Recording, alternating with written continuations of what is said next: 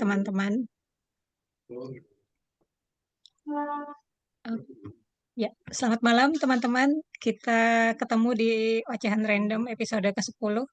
Terima kasih sudah bergabung. Ada Kiting ya, Andi Waluya Warca, ada Mbak Ita Siregar, ada Adila Widya, ada Mbak Wiji.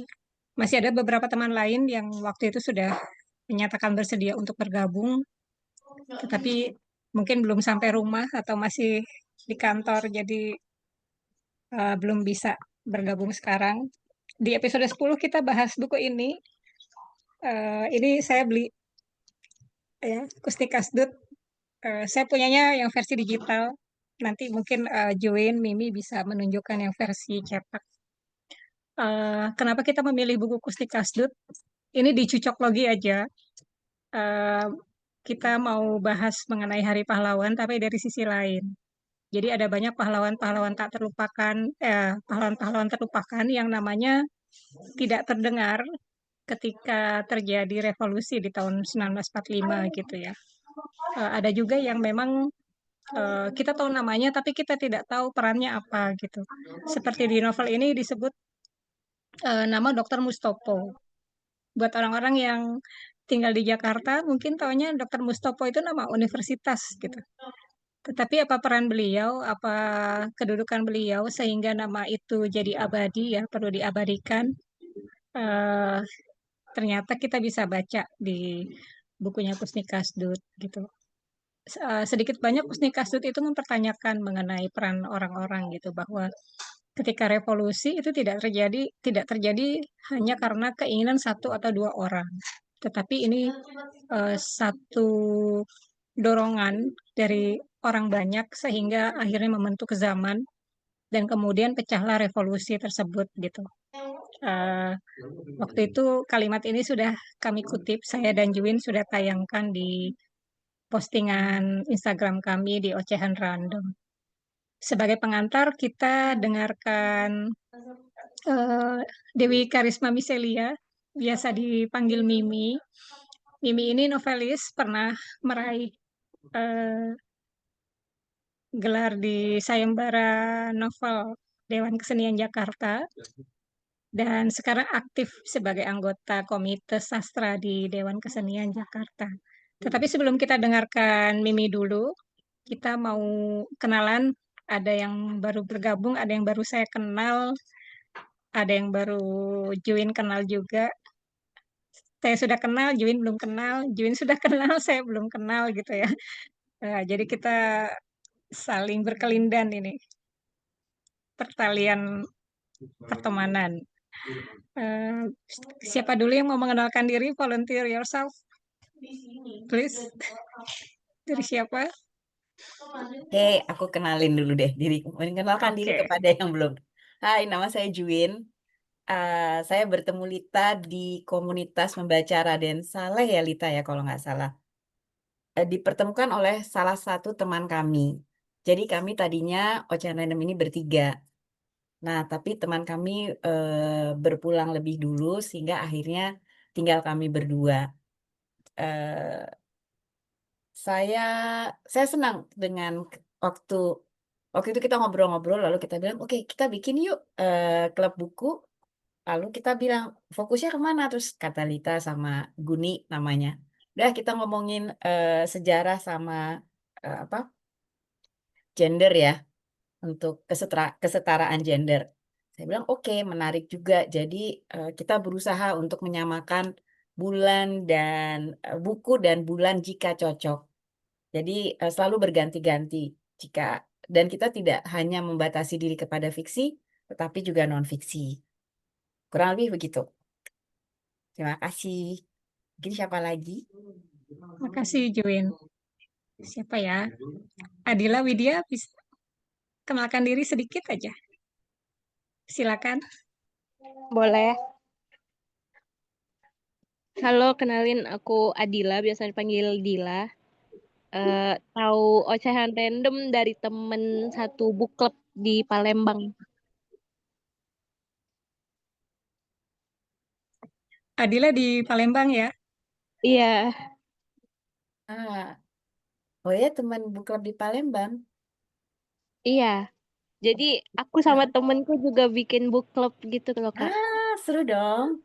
Iya, Keren. namanya Kelana. Bisik Raja Kelana. Iya. Salam kenal semuanya. Salam kenal. Salam kenal. Adila mau siapa habis ini yang mengenalkan diri? Boleh pilih, boleh tunjuk. Boleh, Kak Andi? Halo, selamat malam semuanya. Salam. Kenalin, aku Andi Waluya Warca, tapi teman-temanku sering bilang Kiting. Karena mungkin rambutnya dari dulu, dari kecil aku dipanggil Kiting, bahkan kayak semuanya kenalnya Kiting. Kemudian orang tua juga manggil Kiting. Aku ketemu Mbak Lita kalau nggak salah, nanti mungkin Mbak Lita bisa ini ya Mbak Lita ya, dikoreksi. Di toko buku Plagia yang punya Mbak Galung ketika di Bandung. Pada saat itu tuh sedang ada acara bukunya Margin Kiri, kemudian dikenalin sama Kak Ros, terus aku ngobrol banyak sama Mbak Lita, sampai akhirnya kita nongkrong gitu di Cibadak. Jadi Cibadak itu area pecinan di Bandung yang banyak jualan makanan-makanan kayak gitu. Keasikan ngobrol sampai akhirnya bisa kenal dekat sama Mbak Lita dan diajak untuk join di klub buku ini, kayak seneng banget, apalagi ketika ngedenger yang ngebahasnya Mbak Mimi ngebahas buku ini, kayak wah, ayo Mbak Lita, semangat aku jadi penasaran. Tapi maaf, kayak tadi sempat telat, aku baru banget sampai kosan, baru beres kerja, terus juga ternyata dari berapa ya, mungkin seminggu kemarin aku beli buku Kusni Kasdut, sampai sekarang kayak baru baca beberapa halaman, jadi aku ikut mendengarkan ocehannya dari Mbak Mimi dan teman-teman semuanya. Oke, Mungkin makasih Andi. Ya, kita ketemu waktu diskusi Pak Yani ya.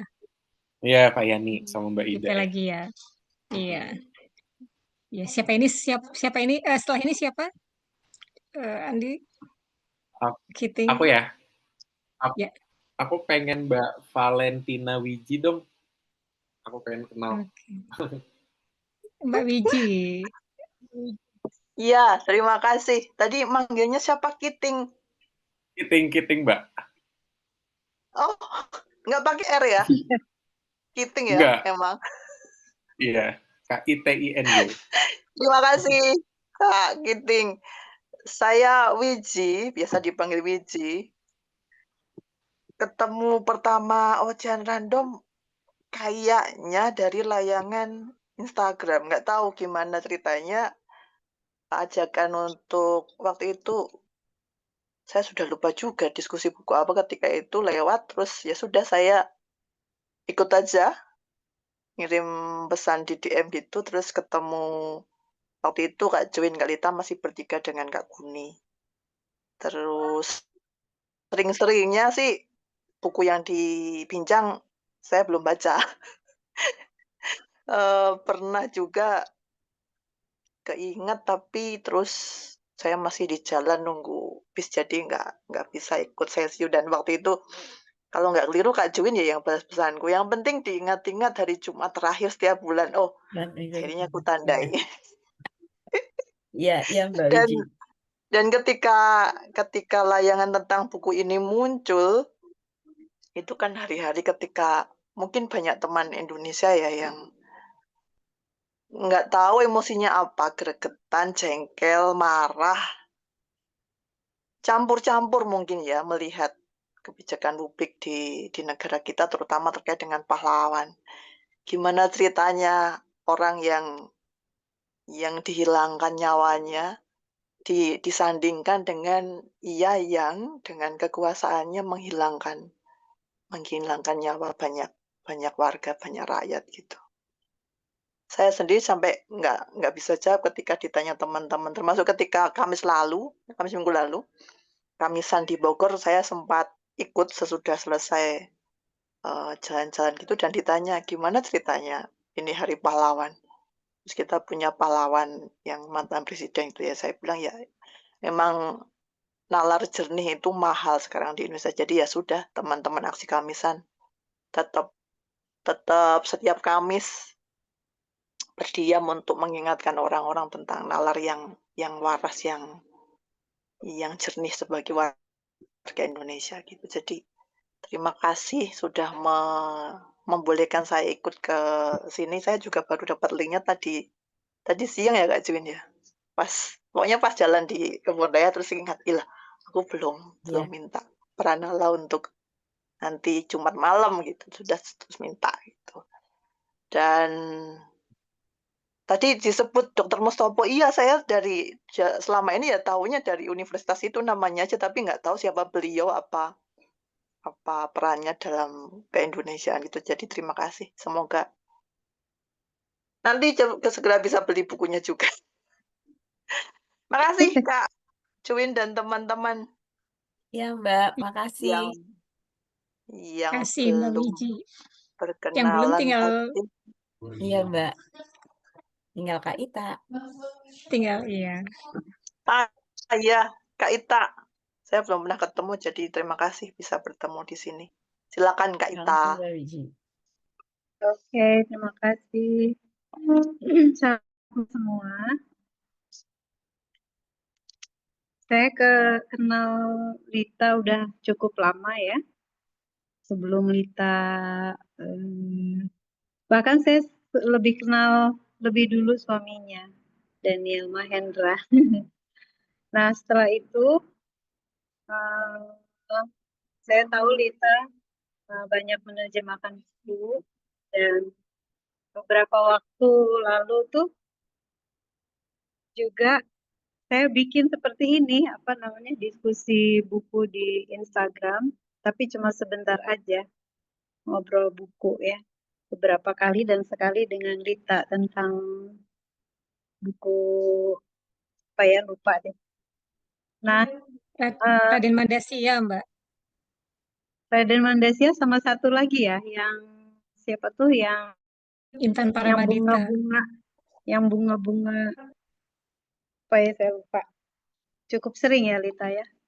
Nah, saya juga ketemu Juin pertama kali di Ubud kemarin ya, meskipun kita ada di satu grup di MRS dan Iya Kak, kutu buku sebenarnya. kutu buku juga. Nah, sebenarnya suka berdiskusi buku, tapi seringnya kelupaan. Jadi saya kemarin juga ingetin Lita untuk mengingatkan waktu Zoom kita ini. Biasanya kalau nggak diingetin, udah kelewatan lalu terlewat. Nah, ocehan random beberapa kali saya lihat di Instagram, tetapi pengumuman ini sepertinya di MRS ya Lita ya, aku lihatnya. Lalu kalau nggak salah, lalu aku bilang ke Lita pengen ikut gitu. Karena nama Kusni Kasdut itu dulu pernah di tahun berapaan itu. Nah sekarang saya lupa dan saya belum baca bukunya, maafkan. Tetapi tadi teman-teman membincang tentang ada satu nama itu, Dr. Mustopo, dia punya sekolah universitas di Jakarta, Dr. Mustopo Bragama ya. Ya. Nah, saya waktu di Bandung tuh tahu beliau tuh dari anak-anaknya. Jadi salah satu anaknya itu pembimbing rohani saya sebenarnya. Jadi tahu bagaimana Pak Mustopo ya, keras kepada anak-anaknya, adil gitu ya. Dan itu untuk semua orang juga. Unik juga pemikirannya.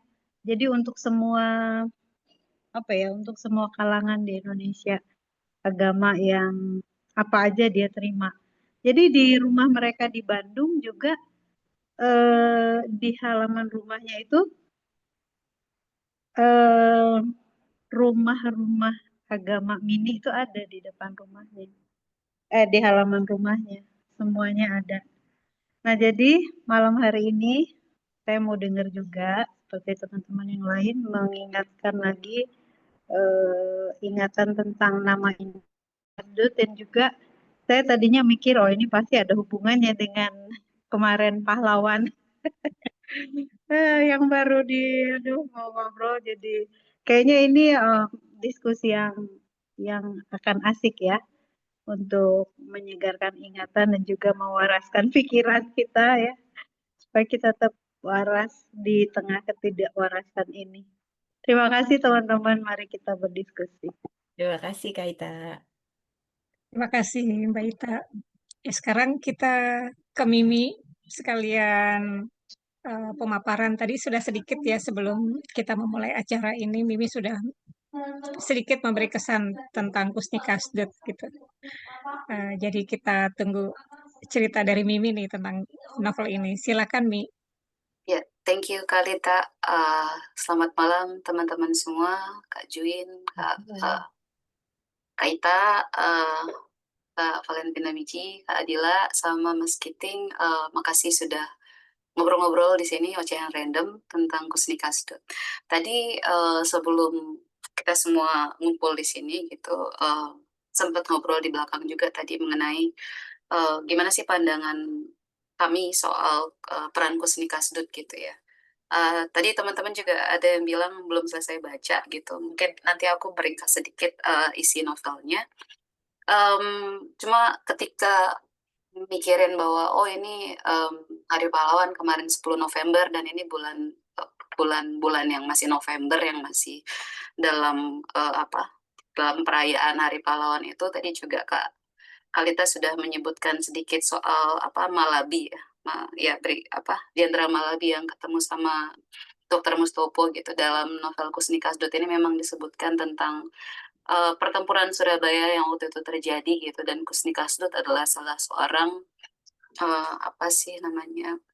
tentara rakyat waktu itu yang turun juga gitu dengan berbagai macam apa yang mereka punya gitu, bambu runcing segala macam gitu. Dan ada satu poin yang sangat menarik, kutipan di dalam novel ini yang bilang bahwa revolusi itu yang penting bukan alatnya gitu, tapi kemauan dari rakyatnya untuk turun gitu. Itu yang tadi kemudian menjawab pertanyaan kenapa 10 November 1945 yang kemudian dipilih menjadi Hari Pahlawan gitu ya, karena dari pernyataan di dalam novel ini itu kita bisa lihat ada makna politis gitu, pertempuran di Surabaya itu gitu. Kita sudah melalui proklamasi 1945 gitu, tapi waktu itu masih ada kedatangan tentara Britania, tentara Inggris ke beberapa wilayah di Indonesia waktu itu, tanah air, dan Surabaya salah satunya. Dan itu kedatangannya digambarkan dengan sangat baik dalam novel ini, memang dari kedatangan di bulan September, terus kemudian ada peristiwa di Tunjungan gitu ya disebutkan, terus kayak detail mungkin ya, robek bendera bendera warna birunya gitu biar merah putih aja gitu, biar Indonesia gitu waktu itu, yang kemudian menyulut ada 28 Oktober 1945 di sini disebutkan sekali dalam novel ini. Jadi karena besoknya itu kan Jenderal Malabi itu meninggal gitu ya, yang kemudian membuat pertempuran semakin besar gitu, yang mereka sudah melalui Perang Dunia Kedua gitu ya, tapi mereka kayak tidak meyakini bahwa akan ada rakyat sebesar ini gitu yang akan melawan mereka demi kemerdekaannya gitu. Jadi Surabaya waktu itu setelah 29 Oktober tadi gitu menuju ke sampai 10 November itu betul-betul benar-benar berdarah-darah gitu, dan itu digambarkan dengan sangat detail dalam novel ini gitu, bagaimana Inggris menyerang membabi buta gitu, darat, lautan, udara, semuanya gitu kena hajar gitu, dan rakyat kita siap gitu untuk melawan itu dengan senjata rampasannya gitu. Di sini ada gambaran tentang bagaimana mereka merampas senjata dari orang-orang Jepang, terus kemudian mengamankan orang-orang Jepang itu, udah tinggal yang aman ya, kami bawa senjatamu gitu. Dan dengan kenekatan mereka, dengan bambu runcing, dengan senjata rampasan itu mereka melawan gitu tentara Inggris tadi yang datang. Dan 10 November itu menjadi momen perlawanan rakyat yang sangat monumental saat itu gitu. Dan ya, dan itulah mungkin kemudian ya menjadikan novel ini sangat pas kita bahas di bulan November ini. Tapi lapisan lain yang sangat menarik tentang Kusni Kasdut tentu saja mengenai peran sosoknya gitu kan. Dari judul itu kan udah setara Harry Potter ya. Udah jadi tokoh utama gitu dalam cerita ini gitu. Dan kontras yang terjadi dalam hidup Kusni Kasdut kemudian itulah yang mengantarkan sepertinya para Kitri Simbolon ini untuk menyajikan semua detail ceritanya pada kita gitu. Konteksnya novel ini diterbitkan tahun 1979, sementara Kusni Kasdut yang menjadi tokoh utama novel ini tewas wafat setelah berhadapan dengan regu tembak yang menjalani hukuman matinya gitu tanggal 16 Februari 1980 gitu. Konteksnya dalam bayangan kita barangkali saja memang Kusni Kasdut punya kesempatan membaca novel ini. Barangkali saja pihak-pihak hukum saat itu sempat membaca novel ini juga, terus kemudian tersentuh hatinya atau apapun itu yang diharapkan oleh penulisnya. Tapi saya merasa dari pemilihan tanggal rilisnya novel ini, kemudian ke hukuman mati yang kemudian dia jalani, dan berbagai cerita di luar novel ini, misalnya mengenai bagaimana dia telah bertobat, terus dia membuat lukisan Katedral Jakarta dengan gedebong pisang yang lalu dipajang sampai sekarang di Katedral Jakarta. Kalau kita mau mampir ke sana, kita bisa melihat lukisan itu. Semua latar belakang itu membuat saya merasa ini memang novel yang sangat perlu kita baca untuk melihat berbagai lapisan peristiwa sejarahnya ya. Pertama tadi tentu dengan latar belakang para Kitri Simbolon sebagai jurnalis yang juga menulis sejarah Indonesia dalam menjadi Indonesia dengan sangat rapi, detail, dan bersih gitu ya. Hampir bisa dibilang sangat eksak gitu ya. Kayak detail tahun, detail peristiwa itu betul-betul sangat non-fiksinya dapat lah ya. Mengejutkannya ketika dia menuangkannya menjadi fiksi, ketukangan atau craftsmanship dia sebagai seorang novelis itu juga sangat baik ya. Kita bisa lihat kalau latar belakang peristiwa sejarah dalam novelnya, ya misalnya tadi di halaman 5859 ada Soekarno yang memberi perintah Nitferen atau kayak jangan menyebar atau apa gitu. Halaman 60 tadi pertemuan antara Jenderal Malabi dengan Mustopo tadi kan sebagai komandan perang revolusi Jawa Timur dan Menteri Pertahanan ad interim waktu itu gitu. Halaman 85 barisan bersenjata semakin berkelompok. Jadi waktu itu Kusni Kasdut berpikir kenapa orang-orang berkelompok setelah merdeka gitu? Kenapa kemudian ada semacam kelompok-kelompok tentara yang ingin membentuk diri mereka sendiri gitu, ada geng-gengan gitu. Jadi terus juga kedatangan dia ke rumahnya Broto Kamal untuk menjual berliannya, yang waktu itu dia melihat bukunya Aidit sama Tan Malaka. Lalu juga detail tentang halaman 106 sampai 107 mengenai agresi militer Belanda tahun 47. Pertempurannya digambarkan tidak seseru 28 Oktober atau 10 November 1945 tadi gitu. Itu detail-detail yang menunjukkan kepiawaian para Kitri Simbolon sebagai seorang jurnalis dan juga penulis latar sejarah gitu. Tapi kemudian ketika kita memasuki kepekaan akan detail yang lain gitu, misalnya halaman 52 mengenai ada pengandaian kalau mati di medan perang itu seperti apa, ketakutan orang untuk ada di medan perang, bagaimana tidak akan lagi bisa melanjutkan mimpi-mimpi dan hidup dan segala macamnya. Lalu juga detail mengenai halaman 69 misalnya penggambaran sederhana rumah orang zaman itu gitu. Lantai tanah tapi licin dan keras gitu. Dilapisi tanah liat kah atau apa gitu. Jadi detail tempat, detail suasana batin juga halaman 82 misalnya imajinasi di medan perang saat Kusni menghadapi kaki rekan seperjuangannya Subagi waktu itu separuh kaki sudah seperti bubur. Itu puitis banget ya, menggambarkan situasi di medan perang itu separuh kakinya kena bom terus kemudian kena tembak atau kena granat gitu terus kemudian menjadi bubur gitu. Membuat kita oh ini imajinasi seorang penulis fiksi nih. Lalu masuk ke penelusuran kehidupan batinnya misalnya. Di halaman 54 bagaimana dia mengetahui ayahnya lurah gitu di Blitar, tapi ternyata di halaman berikutnya lagi, oh tidak, ayahmu bukan benar-benar lurah, ayahmu adalah seorang petani, latar belakangnya adalah ayahmu Wonomejo namanya, dan ibumu Ibu Kastun, Mbok Cilik, itu kamu lahirnya di tahun 1929, tapi tidak tahu pasti tanggal lahirnya kapan. Semua detail kehidupan itu tergambarkan bagaimana ibunya sebelumnya menikah dengan saudaranya Wonomejo Inuit, tapi kemudian ditinggal mati, sehingga Wonomejo ini kemudian hidup dengan ibunya, yang kemudian membuat Kusni lahir, bisa dikatakan di luar nikah gitu. Saat itu belum nikah, tapi kemudian Wonomejo ingin bertanggung jawab untuk menikahinya gitu. Detail batin itu digambarkan bagaimana keterkejutan dia, bagaimana dia sedikit demi sedikit ingin mencari tahu latar belakang hidupnya. Kita diantarkan kepada penelusuran biografis seorang Kusni Kasdut gitu.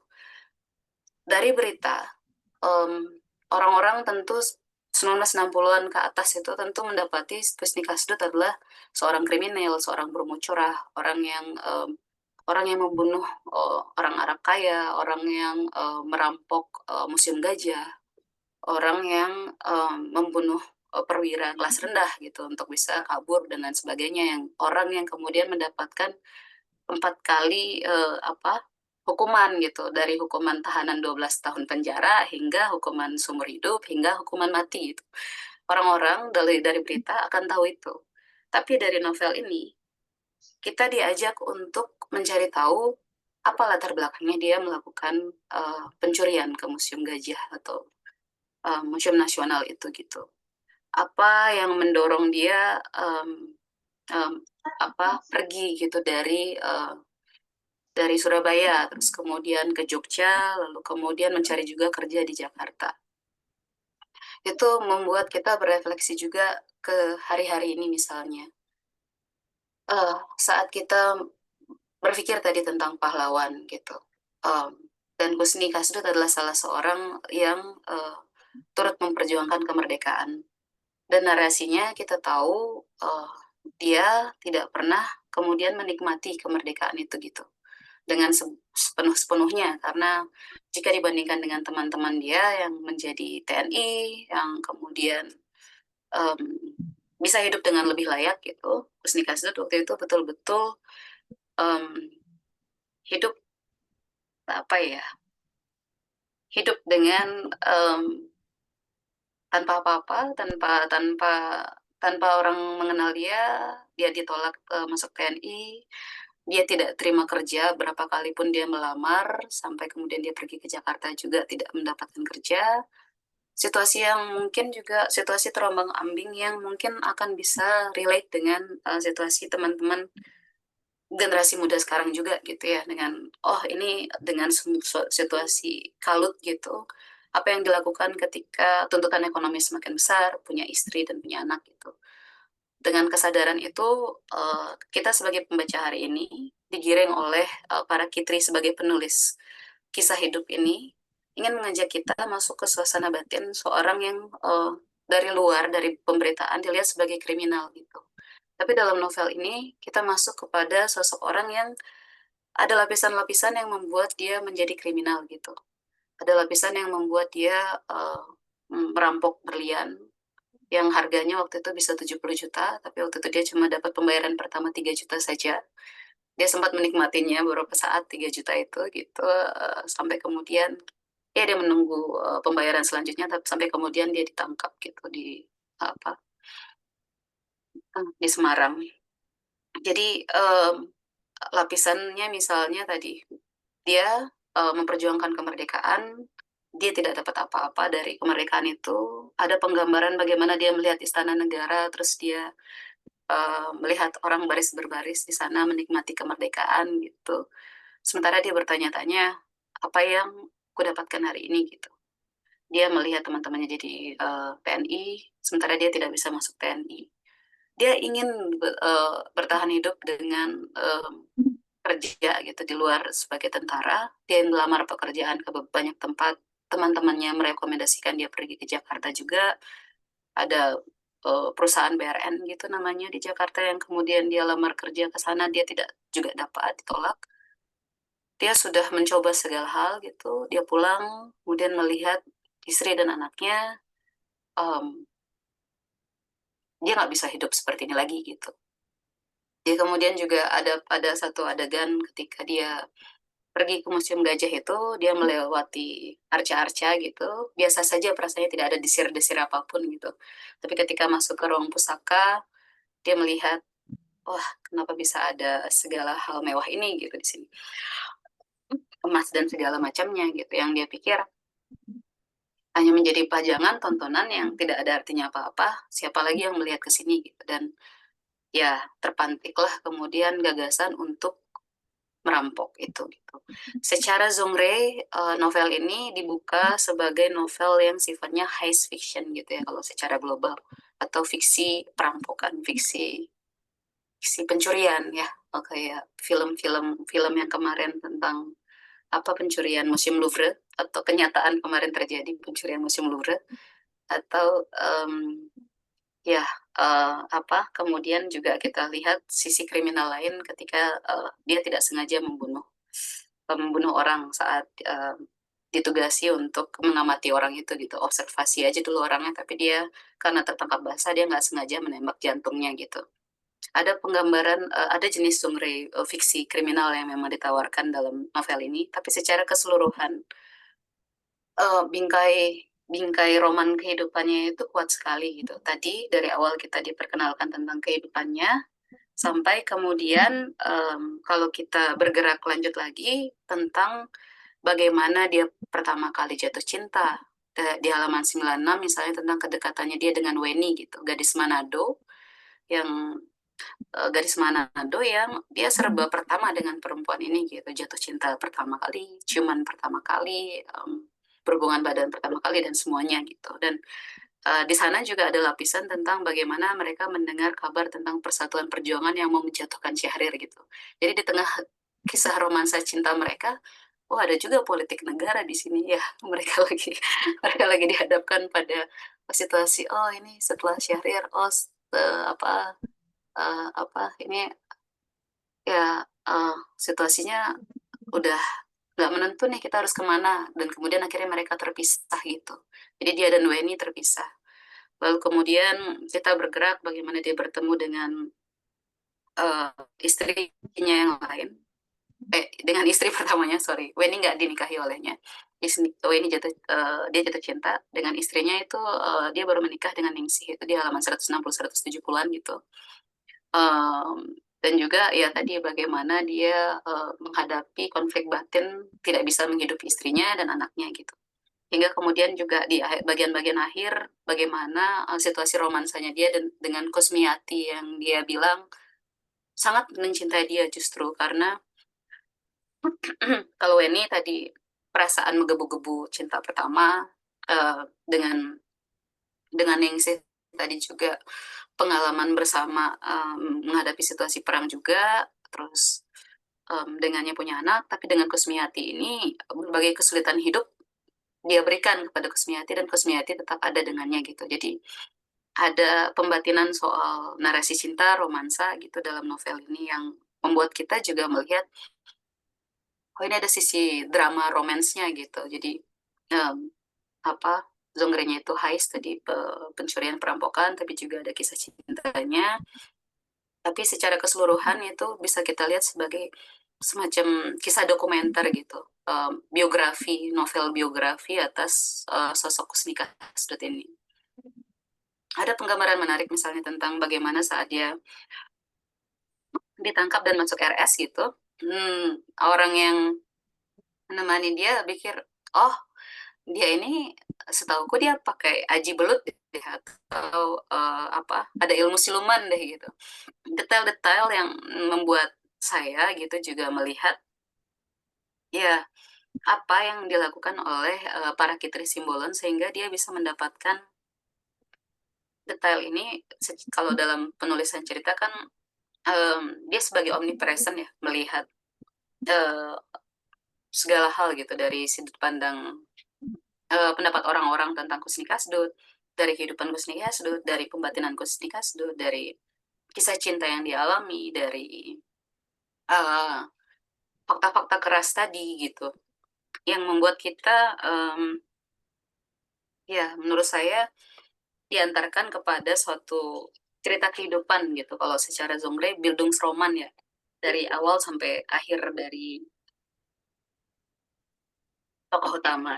Dan yang menarik, tentu saja karena dalam novel ini Kusnikasud belum mengalami hukuman mati, sehingga ketika kita ditarik kepada bagaimana kisah ini ditutup, kita masih diberikan harapan gitu bahwa oh mungkin akan ada situasi yang lain bagi Kusnikasud.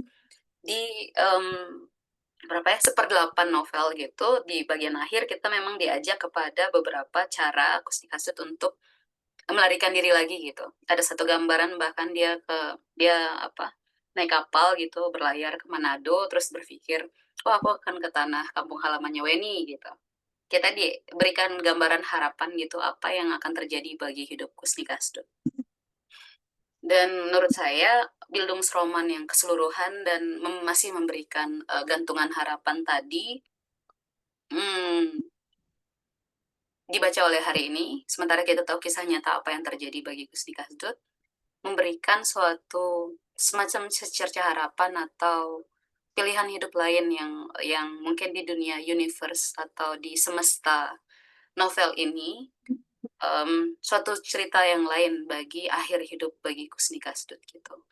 Ini membuat saya teringat film Agora tentang kisah Hipatia. Kalau di kisah nyatanya kita lihat Hipatia, kita tahu dalam cerita biografi Hipatia itu dia mati dengan dikuliti gitu, terus kemudian diseret dengan kereta kuda, dibakar hidup-hidup gitu. Mati dengan sangat mengenaskan. Tapi di film Agora, sutradaranya mengubah cerita itu, Hipatia meninggal dengan dipeluk oleh muridnya gitu. Jadi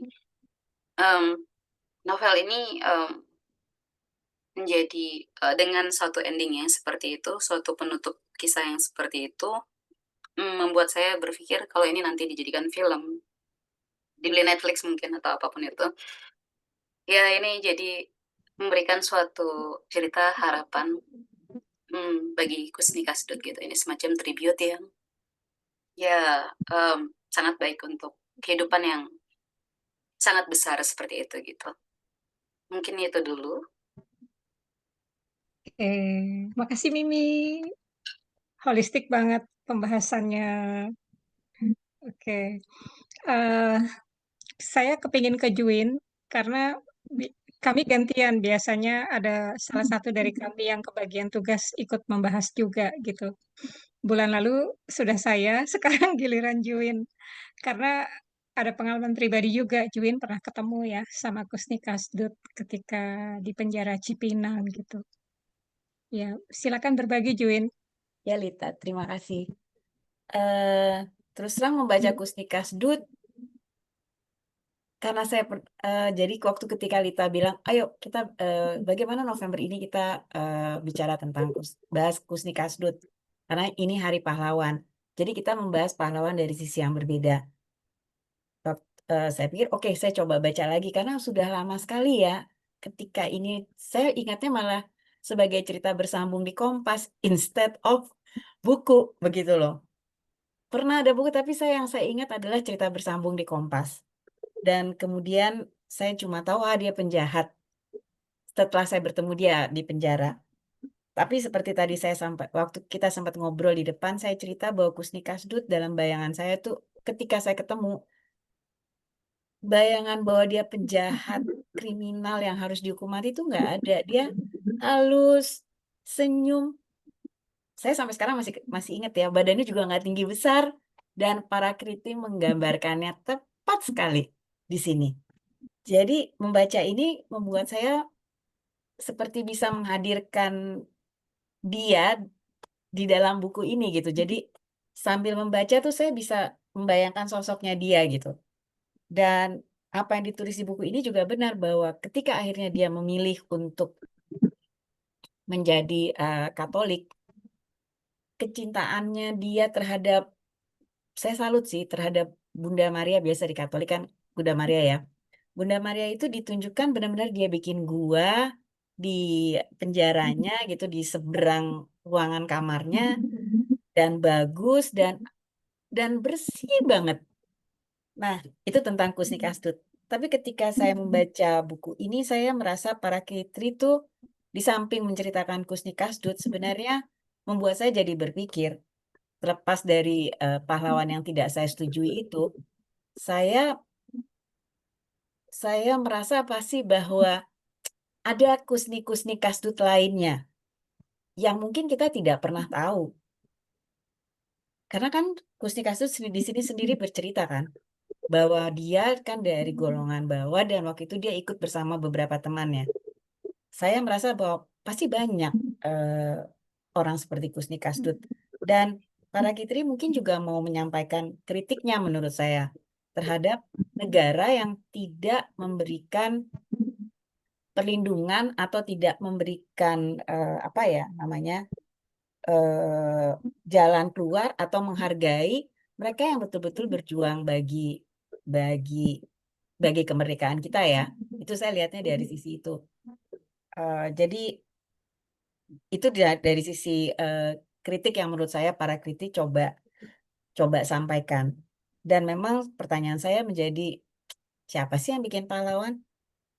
Saya teringat Mbak Bibit pernah ada di salah satu tulisannya Mbak Bibit atau komunikasinya. Saya lupa di mana. Siapa sih pahlawan? Pahlawan itu paling yang menentukan pahlawan kan sebenarnya bukan pemerintah. Harusnya kita gitu loh. Karena kan nggak harus disebut pahlawan juga, misalnya Gus Dur nggak dikasih gelar pahlawan juga bagi kita juga udah pahlawan gitu loh misalnya. Dan Kusni Kasdut di satu sisi menurut saya ya dia pahlawan. Tetapi mungkin ya tadi saya sempat bilang sama Mimi, tragis banget tapi hidupnya ya. Tragis banget. Aduh, kalau nggak salah Mimi bilang egonya kayaknya yang membuat dia, karena saya tadi komentar saya ke Mimi begini, tapi kenapa dia nggak cari kerja sih gitu loh. Kan dia udah punya uang nih gitu loh. Jadi tuh sambil baca ini saya tuh ngedumel dalam hati. Duh, Kusni Kasdut, kan lo udah dikasih tahu nih sama temen lo gitu, kurang lebih gitu ya bahasa saya. Kenapa kamu nggak cari kerja? Kenapa? Atau memang ya kenyataannya di saat ini ada orang yang memang nggak punya kerjaan, mau cari sampai kapanpun juga, ya nggak dapet. Jadi di satu sisi ya begitulah. Saya terenyuh sih, dan bagi saya membaca ini, melihat kondisi saat ini, bayangkan ini buku saya tahun berapa nih yang saya beli nih? Yang diterbitkan oleh Gramedia ya, tapi kan ini tahun 70-an ya tadi ya Mimi ya. Berarti dari tahun 70-an sampai dengan sekarang, bagi saya tidak ada perubahan. Itu sih kesan saya baca ini. Begitu Lita, makasih. Jadi kayak Makasih emosi ya. Juin. Iya.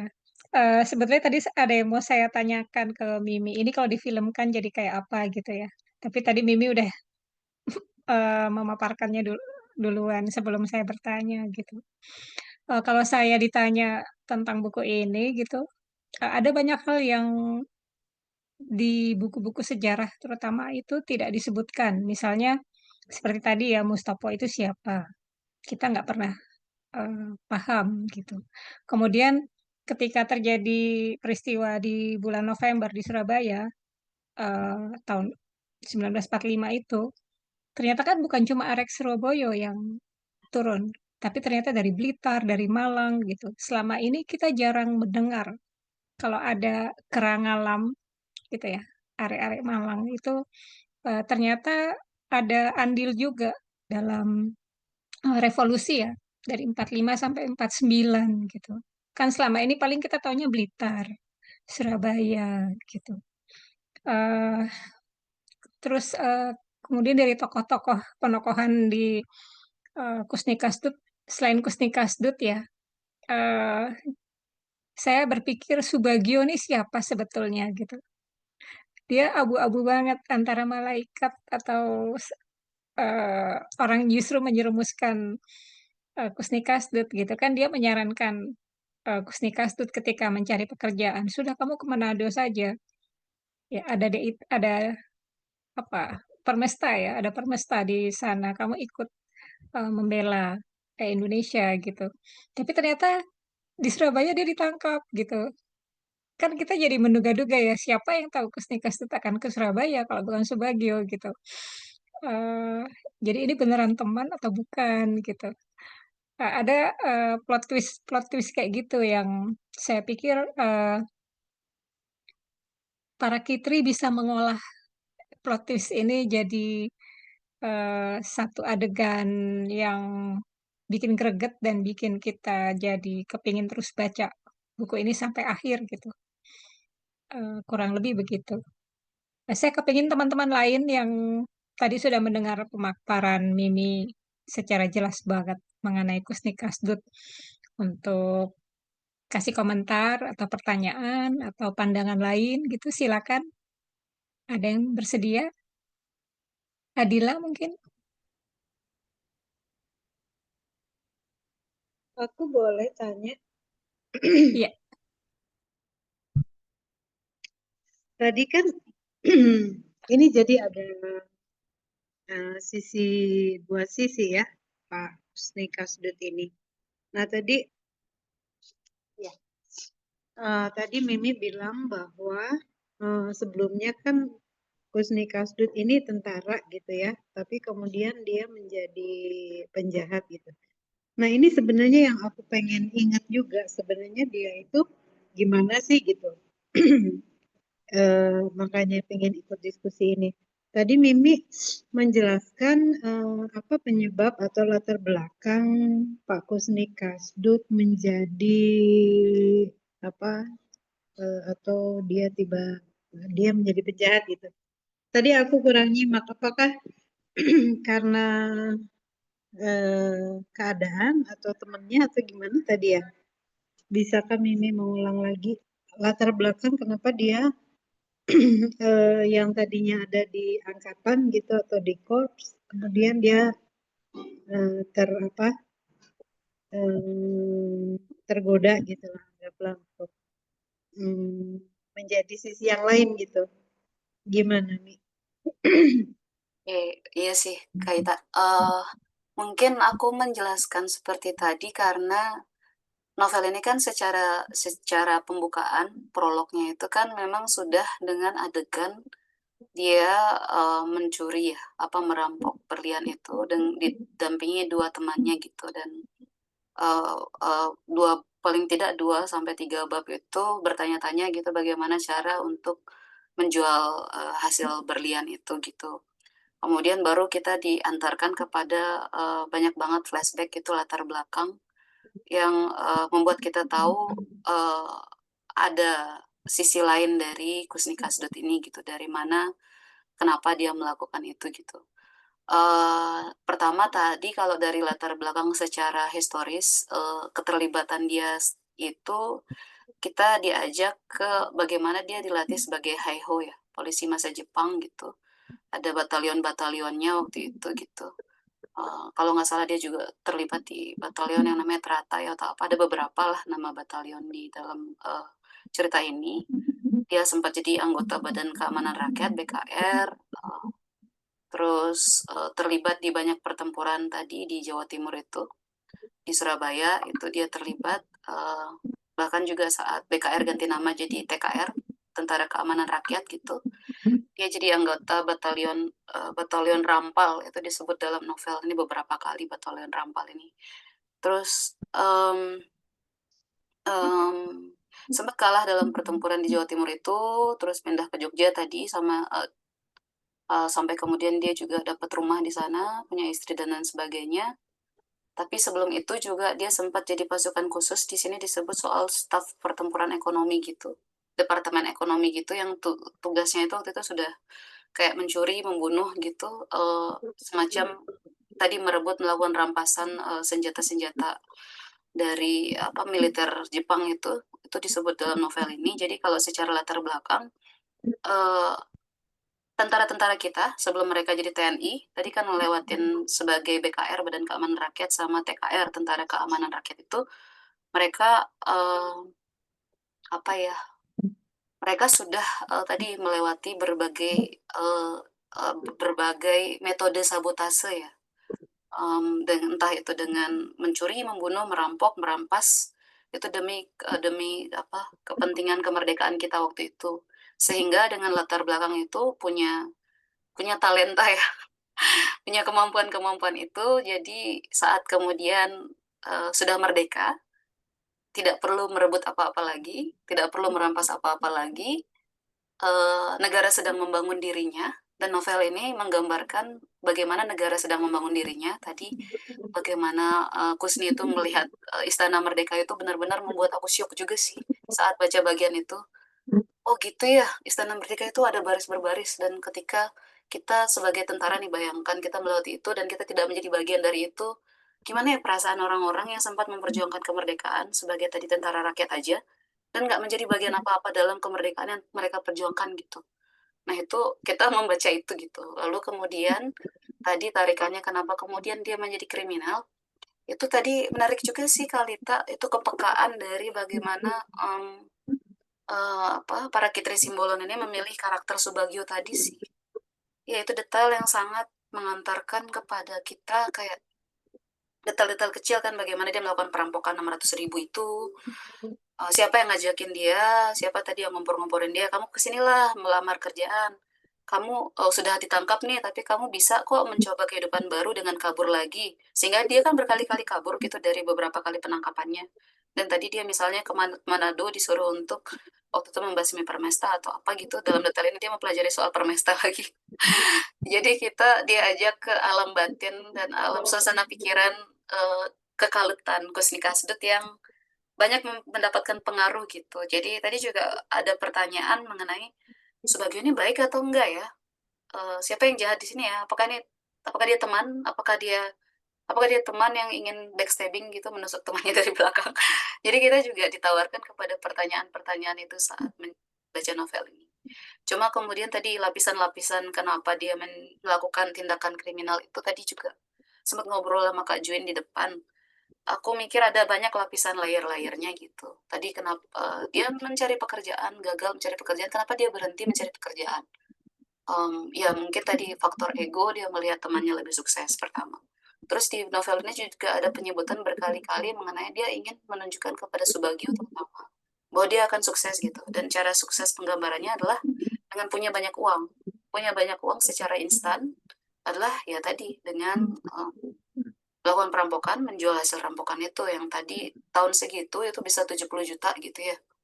Terus itu lapisannya itu. Lalu kenapa dia berani melakukan itu? Tadi benar-benar sepertinya dorongan faktor ekonomi yang begitu kuat ya. Nggak tahu juga, mungkin ada detail yang tadi misalnya dia jadi ada perubahan sikap dengan istrinya misalnya. Jadi bahkan saat dia meninggalkan rumah tuh dia nggak memeluk, nggak mencium istrinya, ada perubahan suasana batin saat dia melihat istrinya sudah tidak menarik lagi baginya. Itu kan suasana depresi ya sebenarnya ya. Depresi yang sesuatu yang sudah dulu itu menyenangkan bagi kita sekarang tidak menyenangkan lagi, dan karena apa itu? Nah, itulah yang mungkin ditawarkan sama para Kitri gitu mengenai kenapa dia menjadi kriminal gitu. Gitu mungkin. Mungkin kalau aku boleh tambahkan, Kak Ita, sebenarnya kalau di buku itu, koreksi aku kalau salah ya, Mi, ide untuk merampok Museum Nasional kan ya itu, berlian itu dia nggak sengaja, Kak Ita. Kalau nggak salah, dia dalam perjalanan, kalau nggak salah setelah dia pulang dari Manado ya, kalau nggak salah, terus temennya kan kasih semacam surat bahwa supaya Kusni bisa mengurus hak-haknya sebagai mantan pejuang ya, atau kalau nggak salah seperti itu. Lalu ternyata orang yang dituju itu dia lebih memikirkan dirinya sendiri. Jadi dia sudah puas sama jabatannya, jadi dia abai. Nah, Kusni Kasdut dalam keadaan frustrasi kemudian jalan kaki kalau nggak salah ya di buku itu melewati Museum Nasional, dia iseng masuk, kalau nggak salah begitu ceritanya, sampai dia akhirnya masuk ke area di mana ada tentang berlian-berlian itu ya, pameran. Nah mungkin itu sih sebenarnya Kak Ita. Jadi kalau dibilang bahwa dia menjadi penjahat karena memang menjadi penjahat, rasanya sih dia hanya menjadi penjahat yang beneran itu karena Bajenet duluan ya kalau nggak salah ya. Bajenet duluan baru atau karena ada beberapa, karena antara Bajenet sama pencurian berlian itu kalau nggak salah ya, Mimi ya. Tapi yang betul-betul spektakuler memang ketika dia sampai dihukum seumur hidup itu karena si pencurian berlian di Museum Nasional. Jadi gitu sih Kak Ita. Kalau aku membacanya ya. Tapi dan aku benar-benar kata Mimi juga tadi bahwa dia sudah dalam keadaan kurang lebih ya depresi juga karena ketika dia melihat anaknya terus dia melihat istrinya tetap kerja dan dia nggak pernah bawa uang pulang ke rumah. Mungkin itu tamparan juga ya sebagai kelaki-lakiannya dia. Itu sih menurutku. Ini novel yang Oke. berat kita pun untuk memahami banyak sisi gitu ya tentang karakter Kusni Kasdut ini. Dia akhirnya bagaimana ya? Akhir hidupnya itu bagaimana? Kalau di buku apakah ada? Ada dihukum mati. Dihukum mati, Nggak ada. Kak Ita. Kayaknya nggak ada deh. Di buku nggak ada, Kalau di tapi buku nggak ada. di buku Kalau nggak ada. kalau di buku cuma Iya. sampai itu memberikan harapan. Iya. Dia dihukum mati. Tetap kenyataannya. Kenyataannya dihukum mati. Jadi tadi Mimi cerita yang nggak masuk di akal saya adalah dia sudah dihukum seumur hidup, kemudian baru dihukum mati gitu loh. Biasanya kan orang either hukum mati atau hukum seumur hidup kan. Nah ini enggak. Jadi hukumannya pun berlapis. Udah di seumur hidup, ada sekian tahun, terakhir ya hukuman mati. Dan itu nggak ada hubungannya misalnya dengan dia punya entah katakanlah rahasia atau sesuatu yang misalnya menjadikan dia tuh berbahaya gitu kalau hidup terus. Apakah ada seperti itu? Enggak, Kaita. Dia Iya. tidak berbahaya. Kalau menurut buku ini ya, dan ketika Kusni Kasdut yang digambarkan di Parakritri memang tidak berbahaya. Maksudku gini, ketika dia mau kabur terakhir kali, itu karena dia merasa akhirnya dia sadar gitu loh, bahwa apa yang harus dia lakukan, berubah menjadi orang baik, karena dia baru sadar betapa siapa nama istri terakhirnya ya, bukan Kusmiati. siapa? Kusmiati. Ya, Kusmiati. Ketika dia sadar bahwa Kusmiati itu betul-betul perempuan yang betul-betul mencintai dia dan rela berkorban, dia memang ingin sependapat seingat saya, dia ingin kabur lagi, tapi enggak sih. Kalau Kak Ita lihat orangnya, Kak Ita, kan gini ya, ada orang yang kalau udah masuk penjara, mukanya penjahat nih, jiwanya pun penjahat tuh akan terlihat penjahat. Kalau Kak Ita ketemu dia, kecil, kurus, kumisan gitu ya, halus bahasanya. Karena waktu di penjara itu, aku bertemu Kusni Kasdut, aku bertemu pasukan Cakrawirawa. Aku masih ingat. Pasukan Cakrawirawa tuh, wah badannya tuh kayak masih gagah gitu ya, gede. Kamu bisa tolong kasih surat ini katanya. Ada sepucuk surat ya. Aku takut kan. Gila nih orang ngasih gue kalau PKI. Karena PKI pada saat itu zaman tahun itu kan begitu mencekam ya. Jadi aku takut. Tapi Kusni Kasdut pasti akan luruh gitu loh kalau lihat dia. Atau mungkin karena dia udah lebih sadar ya. Tapi dia nggak ada muka penjahat sih. Kalau Secara aku ininya. boleh kalau aku boleh tambahin ya, dia dianggap berbahaya itu setelah membunuh siapa ya orang Arab yang di Bajenet. Jakarta itu, Bajenet. Bajenet. Ali Bajenet tadi. Karena dia ternyata penyokong dana partai besar atau apa gitu. Jadi setelah dia terbunuh, kan langsung keluar tuh petinggi-petinggi partai, langsung jadi sorotan kasus pembunuhan itu gitu. Padahal Kusni Kasdut berkata dia tidak sengaja menembak gitu kan. Beda kenyataannya ketika Kusnikas melakukan kejahatan sebelumnya, yaitu menculik dokter yang di Surabaya. Itu tidak banyak Itu disorot lucu gitu, ya. karena dokter itu lucu. Dokter itu bukan siapa-siapa gitu kan. Jadi tidak banyak menarik perhatian orang gitu. Mungkin kalau aku berpendapat dia mulai dianggap berbahaya karena itu, karena membunuh orang yang punya pengaruh di sebuah partai besar di tahun itu gitu. Saya mau tanya ke Adila dulu mungkin. Adila udah baca selesai tadi ya bukunya. Iya, Udah udah. selesai baca bukunya ya tadi. Iya, Tapi aku gimana baca Adila? setahun yang lalu. Nggak apa-apa. Coba Apa, Stan? yang diingat apa? Makanya ini buka-buka lagi, Kak. Ya omongan yang Tadi tadi nyambung.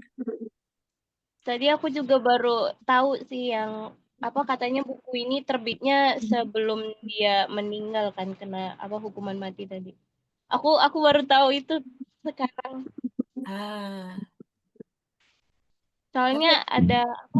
Aku setelah baca buku ini cari tahu lagi kan. Terus ketemu satu video di YouTube oke.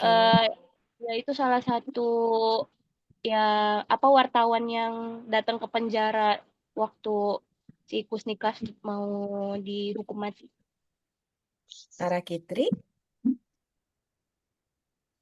Bukan. Bukan. Ya. Tapi aku penasaran deh. Tadi Adila ceritakan, Adila baca buku ini 1 tahun lalu. Iya. Boleh nggak saya tahu kenapa tiba-tiba tertarik Tahun lalu. tahun lalu? Iya tahun lalu. Biasanya kalau beli buku tuh suka baca yang di belakangnya kan. Terus lihat Kusni Kasdut adalah penjahat fenomenal yang berhasil lolos dari penjara kayak gitu. Jadi aku mikir kenapa dia jadi penjahat gitu loh di sini. Padahal dia ada bahas yang dari masa pendudukan Jepang sama masa Indonesia merdeka gitu. Jadi penasaran gitu loh apakah emang jadi penjahat gara-gara dia emang jahat atau ada sebab lain gitu. Jadi penasaran gitu. Lalu menurut Adila gimana?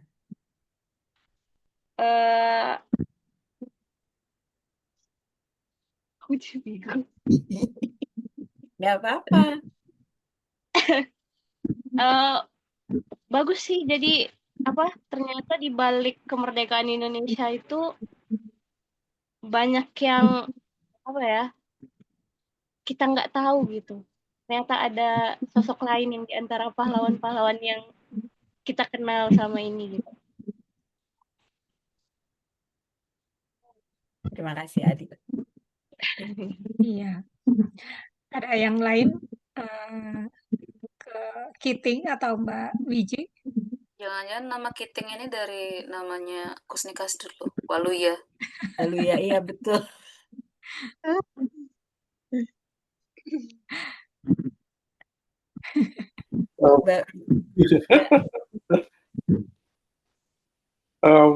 Aku suka juga sebenarnya dari covernya gitu ya. Jadi ada satu hal yang lucu kemarin ketika aku beli ini.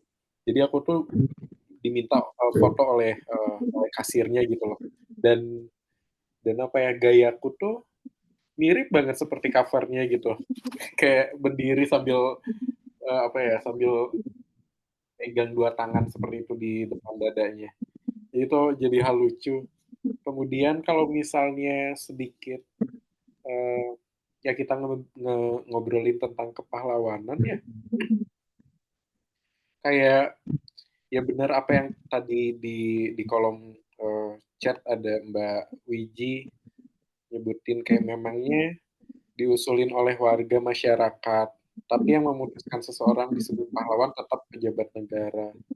Bisa jadi usulannya pun abal-abal. Nggak tahu apakah misalnya ada negara yang memang tidak ada pahlawan gitu ya, bagaimana sih negara itu tuh tanpa ada pahlawan aja, karena mungkin ya semua masyarakat atau semua manusia di situ berperan dalam sebuah apa ya, pembentukan gitu ya, sebuah pembentukan.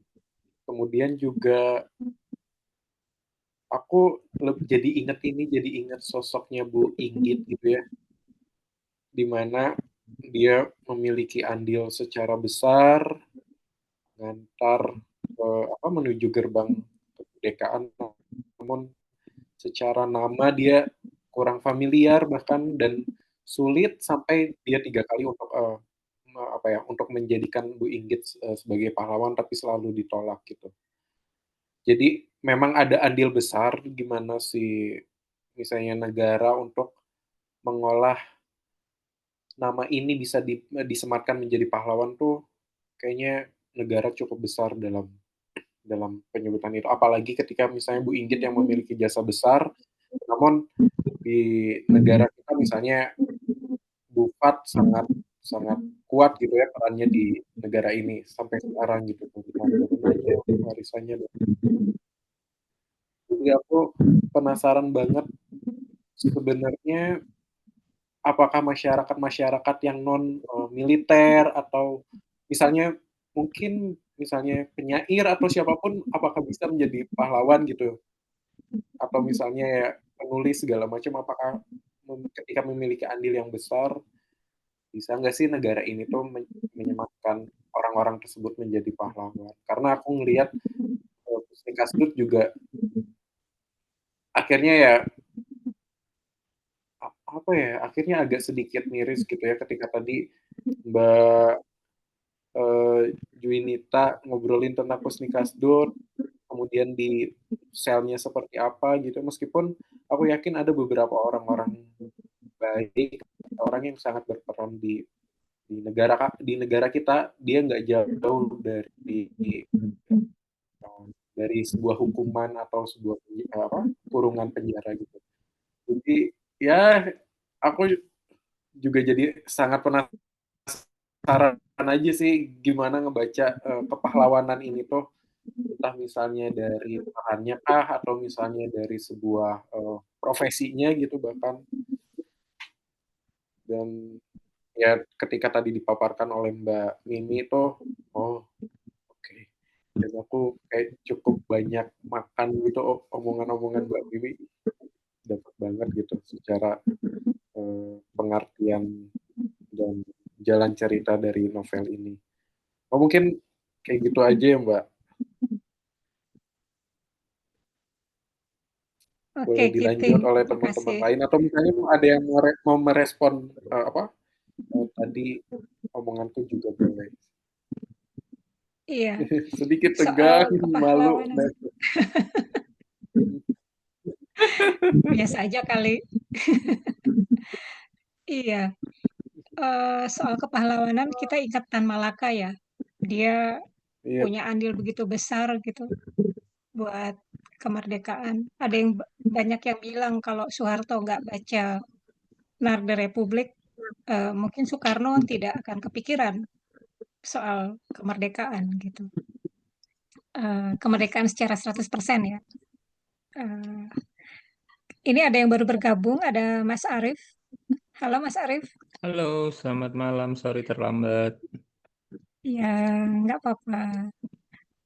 Gimana Mas Arief tentang Husni Kasdut? Kita ngomongnya udah random ini. eh Apa ya, gimana ya? Saya baru baca beberapa halaman. Hanya, hanya apa ya? Ya menarik sih. Apa bahwa inilah korban perjuangan gitu ya. Yang saya baru pahami dan mendengar kiri kanan bahwa eh, ada orang-orang yang terpinggirkan akibat sebuah perjuangan dengan cita-cita yang sangat ideal, namun dalam kenyataannya membuat banyak orang-orang yang berjuang secara ideal itu kemudian kecewa. Ini mengingatkan satu film karya siapa ya, kalau nggak salah Usmar Ismail atau siapa ya, pernah ada film tentang seperti itu gitu ya. Masih tahun 50-an ya kalau nggak salah ya, dan itu eh, ya kemudian Mokhtar Lubis dan lain-lain, cerita-cerita seputar kecewanya para pejuang akibat orang-orang yang antah berantah mendapat jabatan dan kekayaan di atas penderitaan mereka gitu. Baru sampai situ saya memahami secara sederhana tentang Kusni Kasdut itu. Mohon maaf belum membaca. Terima kasih.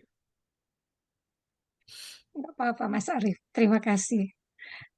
Saya kepingin tanggapan dari Mimi dari obrolan kita tadi, tapi kita kepingin dengar juga Mbak Wiji dari tadi share-share tentang Kusni Kasdut, tentang kepahlawanan. Gitu. Gimana Mbak Wiji? Makasih Kalita.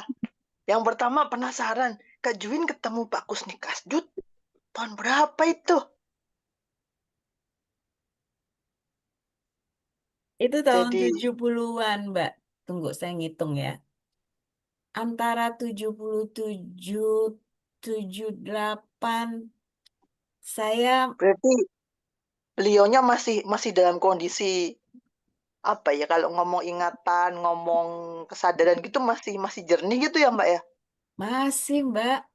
Masih. Ah, Dia membimbing, dia ngajakin kita ke selnya. Makanya itu yang saya bolak-balik saya bilang saya ingat betul. Saya kaget. Kok ada orang yang bikin gua Maria ya gitu di situ dan bagus gitu. Gitu, Mbak. Dan dia kan kami mengiringi misa. Jadi ada misa di penjara Cipinang. Kebetulan saya main ensemble, jadi saya mengiringi lah di situ. Jadi ya itu, begitu Mbak. keren sekali bisa ketemu tokoh yang ada di Wikipedia. Saya ingat sih dulu waktu kecil juga samar-samar dengar nama Kusni Kasdut disebut-sebut, cuma memang waktu itu yang ngertinya dia penjahat saja gitu, karena yang muncul di berita kan seperti itu. Cuma kalau tadi yang dibilang Kak Lita bagi-bagi, karena sambil mendengarkan Kak Mimi saya ini berselancar. Tadi nama Pak Mustopo, lalu belum terjawab sih kenapa beragama, tadi belum sempat baca, baru begitu nemu di Wikipedia langsung dibagi aja. Lalu nama Pak Kusni Kasdut juga ada di Wikipedia, dan kalau tadi sekilas lihat gambarnya ketika berselancar memang seperti yang dibilang Kak Juin, orangnya kurus kecil gitu, bukan gambaran seseorang kriminal yang mungkin serem atau apa ya, kalau ngomong kejahatan lalu bisa dengan kekuatan tangan gitu melakukan sesuatu tindakan yang bisa mencelakakan gitu, kayaknya enggak gitu. Cuma kalau terima kasih tadi Kak Mimi menceritakan dengan sebegitu komplit. Nah, kalau ngomong kepahlawanan tadi komentar saya di kolom percakapan sudah dibaca Kak Kiting. Iya, tadi ini waktu itu ngomentarin omongan Kak Juwin kalau nggak salah soal kepahlawanan itu. Ya memang secara formal prosedural ya mengusulkan warga masyarakat gitu, kayak Marsinah itu kan ya mengusulkan teman-teman di Jawa Timur, Mbak, yang dikoordinasikan oleh kalau nggak salah Mbak Eva Sundari. Cuma ketika kemudian disahkan menjadi pahlawan, Mbak Eva juga jadi merasa kecolongan karena jadi kayak dijadikan gula-gula kan untuk kemudian meredam penolakan kepada nama-nama yang lain, dan tragis karena kemudian ternyata jadi bersanding antara yang korban pelanggaran HAM dengan yang menggunakan kekuasaan untuk pelanggaran HAM gitu. Tapi tadi mendengar Mas Arief juga yang baru saja datang, saya membayangkan kalau dalam era Indonesia yang sekarang mungkin gambarannya seperti atlet ya, yang berjuang di arena olahraga gitu atas nama Indonesia, membawa nama Indonesia, dapat medali katakanlah. Tapi ya sudah, tidak ada kemudian ekspresi dari negara yang dengan sadar memperlakukan dia sebagai pahlawan gitu. Mungkin kakak-kakak juga ingat gimana nasib sekian nama yang menjadi atlet Indonesia lalu menjadi juara dan Bahkan ada yang kemarin kapan baru saja meninggal dunia, dia bahkan nggak punya ini identitas kewarganegaraan yang layak, yang pantas, bahkan masih harus menggunakan surat bukti kewarganegaraan segala macam gitu. Hal yang jadi nggak masuk akal, bagaimana seseorang yang menunjukkan nasionalisme, patriotisme, semangat kepahlawanan, tapi tidak ada imbal baliknya dari negara, dari penguasa yang seharusnya, sewajarnya, sepatutnya menghormati sosok-sosok yang menjadi pahlawan itu. Saya belum pernah mendengar sih kemudian dari nama-nama itu lalu ekstrim menjadi kriminal seperti yang terjadi di kehidupan Pak Agus Nikasudin, tapi semoga tidak ada. Itu sih yang terlintas, kakak-kakak, Kak Lita. Terima kasih sudah. Saya belum membaca tapi dibacakan, dibagi ringkasan yang sebegitu istimewa. Iya. Terima kasih, Kak Lita. Makasih juga Mbak Wiji. Sebetulnya ini niatan kami ya. Jadi buat yang belum baca, setelah diskusi ini jadi terpicu buat baca gitu. Bukunya ada di perpustakaan ya Mimi ya. Di Cikini kayaknya aku pernah lihat deh. Kalau soal pahlawan yang kemudian terjebak ke dunia kriminalitas, itu sedikit banyak juga dilatar belakangi oleh para kitri di awal-awal novel ini. Ketika Kusni Kasdut ke Surabaya mencari pekerjaan gitu kan, teman-teman sesama veteran perang itu juga kayak ya tahu sama tahu lah dia tuh kerjanya apa gitu. Dan ketika Kusni Kasdut memegang senapan lagi gitu, pistol lagi gitu, itu disambut oleh beberapa orang yang pekerjaannya pada akhirnya ke dunia hitam gitu. Ada sekitar 2 atau 3 paragraf cerita mengenai itu gitu. Sebelum kemudian Kusni Kasdut memutuskan untuk menculik dokter yang di Surabaya itu. Gimana nih Mimi setelah dengar obrolan kita gitu? Ada kesimpulan nggak yang bisa kamu ambil dari obrolan ini? Tadi seru sih pas Kiting kan bilang tadi mengajak kita kayak ini sangat ontologis ya, sangat mempertanyakan ke dasar-dasarnya sekalian bahkan soal apa sih makna atau definisi pahlawan gitu, apakah masih relevan gitu ketika pahlawan itu sekarang hanya sekadar proyek politik gitu ya. Dan itu proyek politiknya itu pun diantara orang-orang berseragam yang dengan semua rencananya mereka itu gitu, apakah masih relevan gitu. Aku pikir juga, tadi juga kan ada pertanyaan bagaimana dengan negara-negara lain dalam memperlakukan ini. Ketika kita juga menimbang soal pahlawan dari negara lain misalnya dari Filipina aja yang kita tahu kenal namanya sampai sekarang kan Jose Rizal gitu dan sepupunya gitu yang ngumpulin folklore sehingga kemudian mereka punya identitas kebangsaan gitu. Dan mungkin juga oleh orang-orang lain di luar negeri sana terhadap negara-negara di luarnya mereka dan negara kita juga, mereka cuma tahu mungkin mereka cuma tahu Soekarno juga, mereka hanya tahu nama-nama lamanya gitu dan sekali lagi ya itu artinya juga memang persoalan pahlawan ini semakin ke sini semakin meluntur maknanya ya. Kalau di awal tadi kan pahlawan adalah apa sih namanya semacam simbol narasi simbolik soal bagaimana sebuah bangsa terbentuk gitu. Kita tahu Jose Rizal karena ya dia yang bapak bangsanya gitu.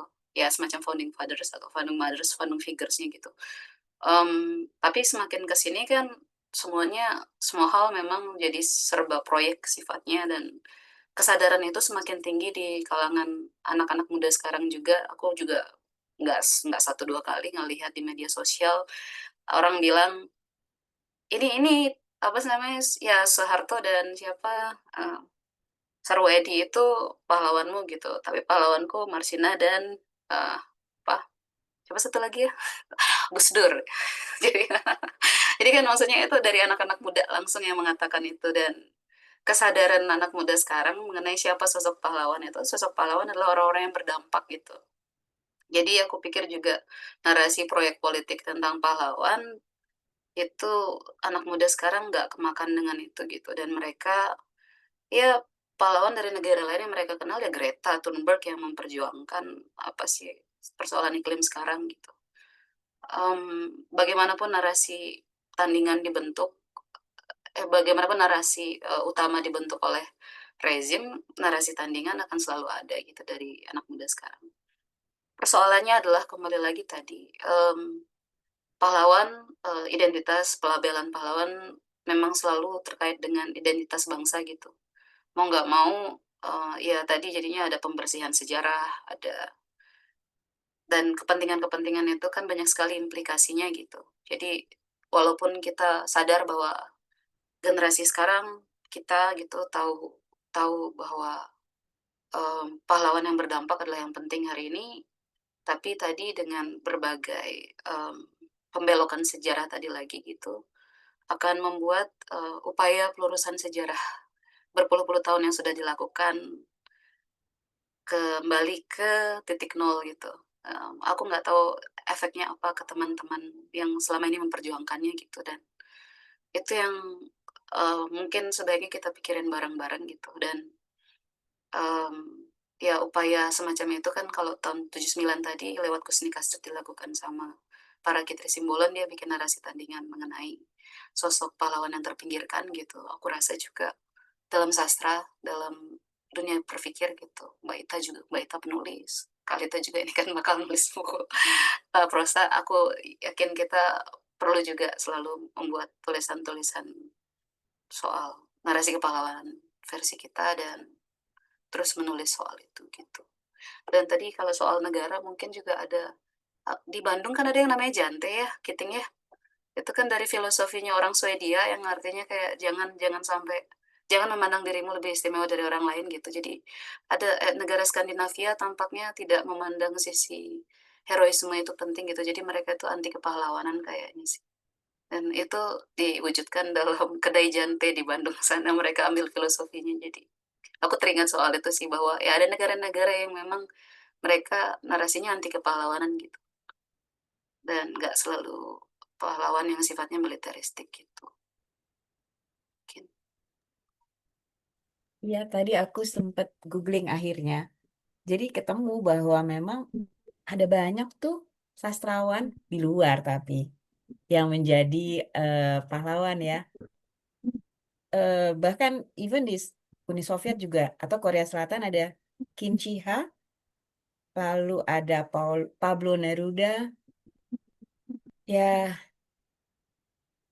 semoga mungkin nanti generasi di bawah kita bisa merubah itu, bahwa karena saya ingat ada di salah satu netizen biasa kan ketika sibuk dengan Soeharto, anak-anak muda tuh bilangnya begini, kayak tua banget ya gue. Anak-anak muda itu bilangnya gini, yang anggap Soeharto itu pahlawan, itu tuh generasi bapak-bapak lo katanya, generasi apa boomer kayaknya. Kalau gue sih enggak ya, gue bukan generasi yang bakal nganggap Soeharto pahlawan. Nah, kan kadang-kadang gue suka emosi juga ya. Gue jawab, walaupun gue hidup di zaman Orba, tapi gue nggak setuju dia jadi pahlawan. Jadi aku sepakat sama Mimi. Ada banyak anak-anak muda dan aku merasa mudah-mudahan satu saat ya kita bisa, pahlawan itu tidak ditentukan oleh negara seperti kata Mbak Wiji, tetapi kombinasi antara masyarakat, rakyat, dan negara, begitu. Barusan googling, ada 3 sastrawan yang tercatat sebagai pahlawan nasional. Ada? Amir Hamzah, Oke. Muhammad Yamin, dan Abdul Muiz. 3. Tapi itu anak sekarang mungkin nggak tahu mereka itu sastrawan gitu ya. Di samping tim itu ada Jalan Tino Sidin. Anak sekarang juga nggak tahu mungkin siapa itu Tino Sidin. Tahu dia. Nggak Iya. akan tahu. Tunggu. Iya. Adila tahu Tino Sidin nggak? Enggak, Pak Tino tapi Sidin. juga yang tadi tahu. Tahu. Aku nggak tadi Iya. Tino Sidin ya. Nanti Kenapa? aku cari tahu ya. Oh, dia Vino mengajarkan Sidin. kita menggambar. Iya, Nanti skipping juga tahu. tahu. Kita tahu ya. Aku tahu. Jadi ketika aku main ke Jawa dulu sempat pakai topi yang mirip Patino Sidin gitu. Baret gitu ya. Jadi ya sampai akhirnya aku think kamu mirip topinya mirip Patino. Akhirnya aku coba cari tahu, terus ternyata ngeliat video-videonya untuk dia cara ngegambar sketsa yang baik seperti apa. Seru banget. Iya, Ya nggak ada yang iya, tahu. Tapi aku baru iya, tahu dan aku bahwa senang. eh, Kenapa? udah masuk di dalam pahlawan ya, Mbak ya? Pahlawan Iya, nasional atau gitu?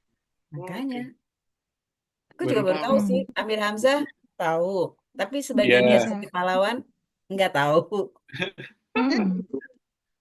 Itu tahun tapi seru 75 sih dia adanya diangkat jadi ruang pahlawan. penampakan. Heeh. 75 ya. Tahun 1975. Mimi belum lahir ya, Kiting belum lahir. Belum.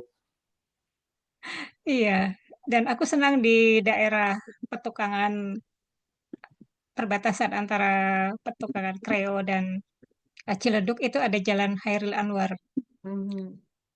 Hmm, Jadi ya lumayan lah, ada sastrawan jadi nama jalan gitu ya. Iya. Eh, ke Mas Arief mungkin ada tanggapan sedikit. Belum. Terima kasih.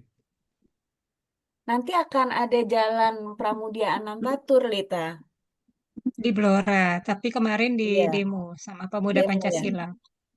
Iya, Oh iya. kemarin sempat dibahas di Gilf, Di Kiev. di sesi terakhir ya Mimi ya. Heeh. Sesinya Itu Hilmar ya. Farid. Hmm. Iya, Tapi memang mungkin Kak Ita ingat waktu di Ubud kan dibahas ya tentang pahlawan ya, tentang penulisan sejarah, bahkan yang waktu ada sesi sama David Rayborg itu dan kelas Tuce itu kan disindir ya Soeharto menjadi pahlawan. Iya, Eh, betul. pesertanya yang kebanyakan orang asing itu tepuk tangan karena menertawakan Indonesia menurut gue ya sebagai orang Indonesia yang duduk di situ kayaknya aduh bego banget sih gitu. Sedih sih, sedih, kurang lebih sedih. Dan yang tapi aku senang ketika si David Rayborg itu ketika dia memberikan speech-nya dia bilang begini, eh, Konferensi Asia Afrika itu menggerakkan negara-negara lain, menginspirasi negara-negara lain, negara-negara non-blok ya. Sejak KAA, Konferensi Asia Afrika, itu tidak ada lagi yang dilakukan oleh Indonesia yang menginspirasi negara lain, kecuali baru-baru ini.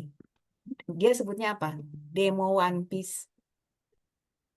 Demo One Piece yang berlaku yang dilakukan di bulan Agustus itu dampaknya snowballingnya menurut David tuh benar-benar luar biasa. Bangga sih sebagai yang tidak masuk kategori yang kalau kata netizen yang anak-anak muda generasi yang bakal suka dengan Orba, tapi senang lihatnya bahwa oh diakui tuh gitu. Jadi dianggap memberikan inspirasi kepada Nepal, terus negara-negara yang lain-lainnya. Lupa negara apa aja, tapi yang dia sebut gitu. Ya menarik. Ya semoga ya. Aku berharapnya sih begitu. iya. Di Chile itu sempat ada sebutan peristiwa Jakarta. Jadi kerusuhan yang berawal dari demonstrasi mahasiswa yang meniru kejadian di tahun 65. Eh, iya ya, 65 atau 66? 66. 66 Eh, metode Jakarta itu kan. 66. Iya, itu. Eh, ada lagi yang mau memberikan pendapat? Silakan. Mbak Ita, gimana? Saya mau tanya, ini ya penutup, tapi saya mau nanya, Pak Parakitri Simbolon itu menulis Kusni Kasdut, apakah apa alasannya gitu? Apakah itu yang apa tuh yang apa ya ingin atau apakah ada diceritakan di buku itu alasannya penulisan? Nggak ada Kak Ita. Mungkin Mimi bisa. Paling Kalau di dalam ini ya, novelnya, kenapa? Dalam novelnya memang nggak ada pengantar atau apapun ya.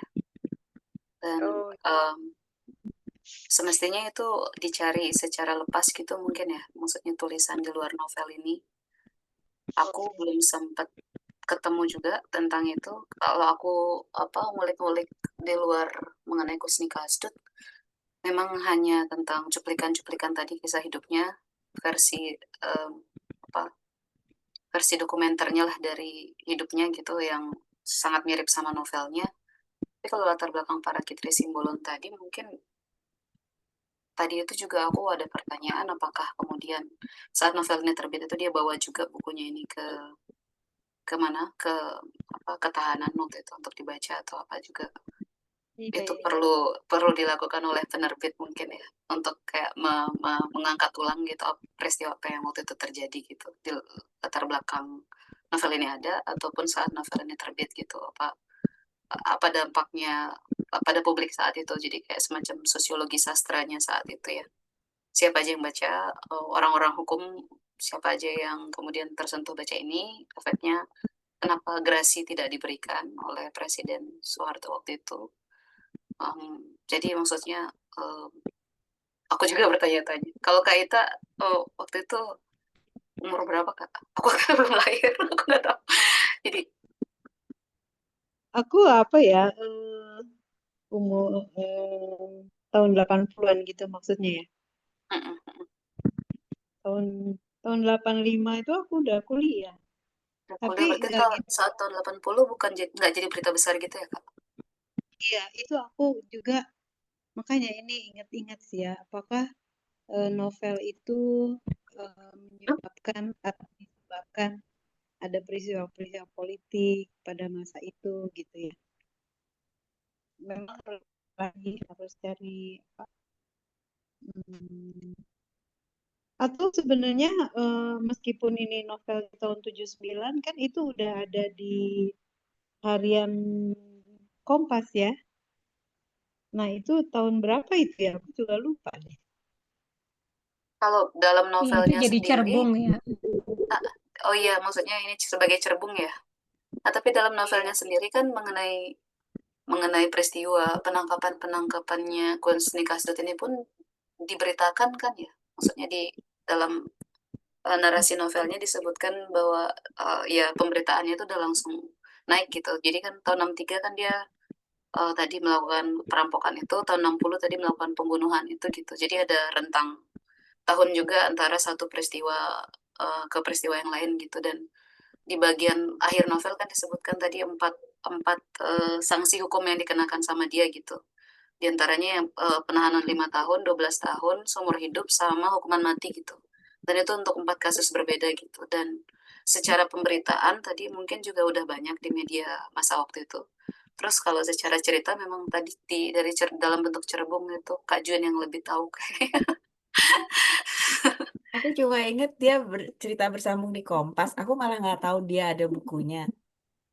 Di samping, tapi ketika dia dihukum mati, itu kan berita di harian tuh lumayan ya. Jadi aku ingatnya dia dihukum mati karena ada beritanya. Penjahat Kusni Kasdut, pokoknya dihukum mati aja. Jadi mungkin karena saya juga udah bertemu ya, jadi ketika baca beritanya jadi lebih, oh Kusni Kasdut dihukum mati. Sedih sih, tapi ya pada saat itu ya, kenapa dihukum mati ya gitu. Tapi saya nggak tahu, saya cuma baca selintas-selintas. Ini juga lagi pengen tahu kapan ya persisnya tahun berapa ya gitu. Tapi kalau lihat mungkin betul kata Mimi kali ya Kaita. Jadi ketika membaca itu sesuatu yang bisa kita refleksikan di luar ya karena kan di luar buku. Kemarin aku ikut diskusi bicara tentang Anak Bajang Menggiring Angin, karya Romo Mangun. Itu kan tidak secara nyata disampaikan oleh Romo Mangun bahwa tulisan Romo Mangun itu sebenarnya mengkritik, walaupun fiksi betul ya, mengkritik tentang Orde Baru kan. Tapi dia sampaikan lewat tokoh-tokohnya gitu. Gitu sih. Tapi kalau yang ini mungkin kalau Kusnikasdut memang betul karena kalau menurut saya sih saya lebih melihat ke arah ke refleksi ya tentang kondisi yang terjadi di saat ini. Mungkin para kritis sudah apa ya karena begini, Kompas itu setahu saya nih, mungkin saya salah. Dulu saya diajar bahwa Kompas itu dalam melakukan kritiknya terhadap kondisi yang terjadi di masyarakat itu tidak seperti Sinar Harapan yang sesuai kondisinya yang orang-orang dari timur ya. Jedar, jedar, jedar, jedar. Tapi Kompas itu halus sebagai orang, kan banyak orang Jawa ya. Jadi lebih halus penyampaiannya. Dan saya yakin para kritik mungkin juga mencatat hal ini begitu sehingga ketika dia menuliskan Kusnikasdut ya gambaran-gambaran Kusnikasdut itu dijelaskan secara sama seperti Mimi, detail banget. Saya juga baru nggak gara-gara ketika Mimi bilang kaki menjadi bubur itu ya. Itu kan wah gitu loh.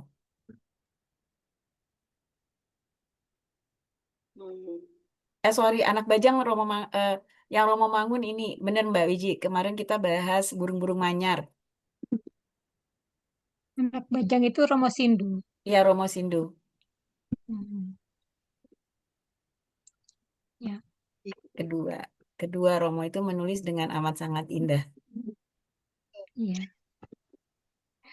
Mungkin kita bisa teruskan pertanyaan ini ke Gramedia ya, atau ke Kompas. Kalau dijadiin film bagus banget loh. Benar kalau dijadiin film. Tapi sebenarnya kalau kenapa aku bingung kenapa nggak di promosinya tuh nggak ada. Padahal ini bagus loh buat kita untuk merefleksi. Giting silakan di Jalma lakukan sesuatu. Giting silakan di Jalma bisa. Giting coba bayangkan Adila 1 tahun lalu baca. Ini sebagai orang Nanti aku Jalma coba bisa APG ya untuk misalnya diskusinya atau segala macam. Dan ya aku coba nanyain ke teman-teman penerbit dari KPG. Ini GPU kan ya, Gramedia Pustaka Utama kan ya? Iya sorry GPU. GPU. Editornya siapa tuh ya? Nah editornya aku malah nggak lihat loh. Enggak, maksudnya kalau hari ini itu kan kita masih ketemu editornya yang megang siapa sekarang ya? Iya. Tapi nggak ada tulisannya di sini. Editor ini penerbit. Editor buku yang baru ya, Winnie Siska. Temannya Siska suamiku sih. Winnie Siska. Oh, Winnie Siska. Karena kalau jadi film itu kan mesti ketemu penerbit kan. Iya. Makanya mungkin kesulitan hambatan untuk jadi filmnya di sana sih. Atau di ahli waris ya. Ini bagus banget jadi film.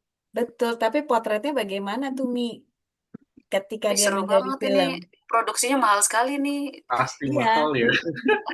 Mahal. Pencurian di museum, kemudian latarnya di tahun sekian. Keliling kota-kota kan, keren sekali. Suara para kritiknya keluar nggak ya? Sebagai naratornya, iya. Itu aku ngebayangin, karena ketika dia menjadi film, ya ada kan Kusnikasdutnya. Kalau di sini kan imajinasi dan refleksinya kan lebih membuat kita lebih merenung, lebih nggak tahu ya. Ini aku sih. Ya, mungkin kekuatan para kitri karena dia jurnalis di Kompas juga. Kompas itu punya basis data yang lengkap kan? Iya. Dan tertata rapi kan dokumennya. Litbangnya ya. Kalau kita ke Litbang, ke perpustakaan Litbang Kompas tuh mau cari informasi tentang apa juga ada di situ. Dan ketika menulis ini, Para Kitri sudah jadi kolumnis juga kan? Iya, Ya, jadi lebih kaya ya tulisannya. iya, iya, gitu. Loh, Eh, kan tadi Tapi ketika aku baca dan baru tahu juga, ternyata Para Kitri ini tuh adalah pendiri KPG, Pendiri ya, KPG ya? kemudian KPG. juga Litbang Kompas juga gitu. Oh, pendiri iya, Litbang juga. Iya, iya, Wow. iya. Jadi ketika di Jalma waktu kita ketemu itu, Kiting, kan diluncurkan juga ya meta pengetahuan Para Kitri gitu, Hmm. oh berbasis iya dari, benar. Iya, ya kan? Mm-mm. jadi ada AI-nya gitu. Gimana Iya, ya ketika misalnya kita ngetik sesuatu nanti tuh ada aplikasinya yang dibuat sama aku lupa namanya siapa. Kemudian itu tuh nanti dengan gaya Para Kitri atau apa ya dari ya segala macam mungkin ya pengetahuannya dia muncul tuh mirip seperti ChatGPT lagi seperti itu. mm-mm. Ya, jadi kita bisa tunggu diskusi Kusnikasdut di Jalma menghadirkan Mimi Datang, lagi. Iya, kita tunggu. Mbak Aku jadi Mimi deh. penonton aja nanti. Iya, iya. Kayaknya bagus deh Kiting kalau dijadiin diskusi. Iya, iya. Iya, jadi Undangnya orang lebih. film Kiting. Mm-mm. Tuh Felix Nesi yang kemarin menang skenario terbaik tuh. Oh iya, iya. Iya. Siapa Felix? Felix Nesi. Siapa tahu dia mau nulis ini jadi skenario kan bagus tuh. Iya, iya. Udah coba. Iya, Ya, menarik kok. Tadi menarik. Kak Ita mau ada tambahan. Mm-mm. Iya, Cukup kayaknya. sudah. Ini Udah, jadi random benar ya. ini random. Kalau nggak kita jadi nggak tahu. Justru ketika dibicarain Mustoponya malah nggak keluar nih. Tapi benar kalau aku baca Beragama. ini Mustopo itu aku tadinya bayangannya Bung Tomo. Jadi waktu aku baca nih, Bung Tomo kok jadi Mustopo ya gitu. Baru sadar, oh ini Mustopo yang Iya, punya iya. yang Iya, mendirikan Universitas Mustopo Beragama. Oke, Lita. iya, Iya, Lit. iya. Bung Tomo juga malah nggak banyak dibahas ya di peristiwa Mm-mm. 10 November itu ya. Iya, Iya, Disebut beberapa kali aja. iya. iya. Oke, sudah Oh, jam hampir jam 9. Kita biasanya mencukupi di 2 jam, karena kalau enggak bisa berlarut-larut selesainya. Eh, kita foto dulu ya, oke, biar nggak ribet kalau yang punya. Oke, ada yang punya bukunya? Kita foto sama bukunya ada. dulu ya, biasanya nih. Oke. Baca digital. Mana dia? Ya.